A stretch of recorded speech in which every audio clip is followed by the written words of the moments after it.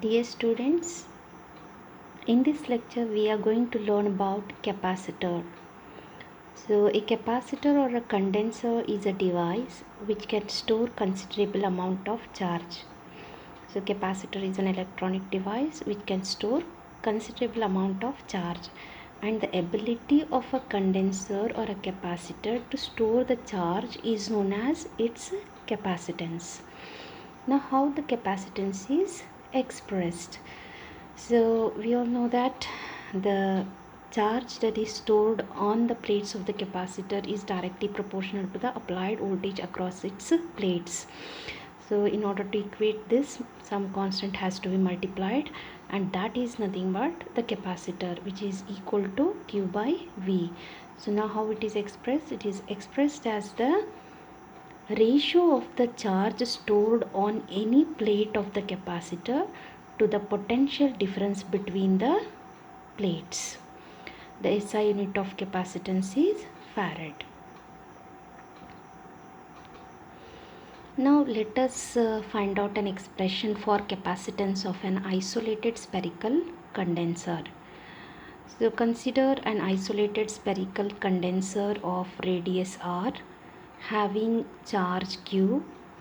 The electric potential due to an isolated spherical conductor is given by V is equal to 1 by 4 pi epsilon naught Q by R. So usually this is the expression for potential for an isolated conductor or metallic conductor. So therefore the capacitance C is equal to Q by V. Putting the value of V, we are going to get Q into 4 pi epsilon naught R by Q, which is equal to 4 pi epsilon naught R. Therefore C, that is capacitance of a isolated spherical conductor, will be equal to 4 pi epsilon naught R. Means the capacitance of an isolated spherical conductor is 4 pi epsilon naught times its radius. Now let us find out an expression for capacitance of a parallel plate capacitor. A parallel plate capacitor consists of two parallel plates separated by some distance. Let us consider a parallel plate capacitor having parallel conductors M and N. Let the area of each plate is A, and the separation between the two plates is small d, as shown in this figure. Now let us assume the Gaussian surface of thickness h. The flux of the electric field is in the direction of the field, that is through the surface CD. So this is the direction of electric field lines, that is from positive to negative. Now let us consider a Gaussian surface here whose thickness is h, and this will be the direction of electric field, and this is the direction in which we can draw the normal to the surface. So both are in the same direction. So flux through this surface is given by E dot ds. For this small element of the surface, it would be E dot ds, but for the whole surface ABCD, it would be equal to the integral of E dot ds.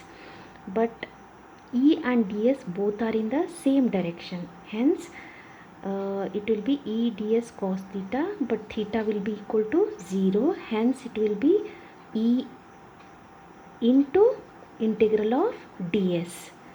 So which is equal to integral of ds is nothing but the area of the whole surface. So therefore the flux through CD, flux is nothing but the electric lines of force through CD will be is equal to E into A. But from Gauss law we know that this total electric flux through any surface is equal to 1 by epsilon naught times the charge enclosed. So phi is equal to Q by epsilon naught. From these two equations we can write EA is equal to Q by epsilon naught. Therefore E is equal to Q divided by A into epsilon naught.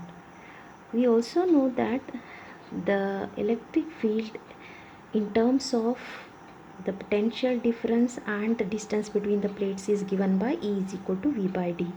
Therefore potential difference will be equal to E into D. By putting the value of E from this equation 3, what we are going to get, V is equal to QD divided by epsilon naught A. Thus the capacity of the parallel plate capacitor is given by, as we know, the expression for the capacitance is Q by V. Put the value of V. So what we are going to get, it will be Q epsilon naught A divided by QD, which is equal to epsilon naught A divided by D. So therefore the capacitance of a parallel plate capacitor is equal to epsilon naught A divided by D. So this, from this expression we can conclude that the capacitance of a parallel plate capacitor is directly proportional to the area of the plates or surface area of the plates and the distance between the two plates and the medium between the two plates, that is dielectric material between the two plates. Now let us find out an expression for the capacitance of a spherical condenser or spherical capacitor. For that consider two metallic spheres. Let the name of the spheres be taken as A and B, of radii A and B respectively. Consider two spheres, metallic spheres A and B of radii A and B, small a and small b respectively. These spheres are connected such that A is connected to the positive terminal of the battery and B is connected to the negative polarity. Therefore the charge which is accumulated on this spherical conductor A be taken as plus Q, and the charge accumulated on the spherical conductor B is taken as minus Q. Now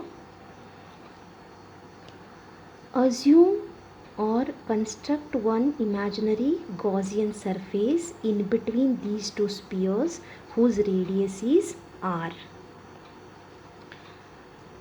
The total number of lines of force through the Gaussian surface is given by, we all know that it is nothing but the electric flux through this surface, which is given by integral of E dot ds.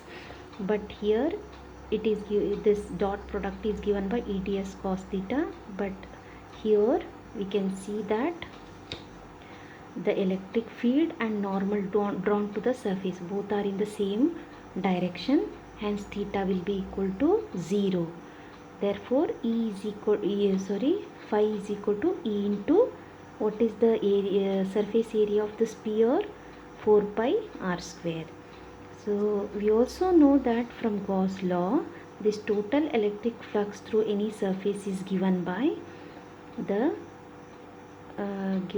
ratio of Q by epsilon naught, or we can say that it is 1 by epsilon naught the charge enclosed. So from these two equations we can write E into 4 pi r square is equal to Q by epsilon naught.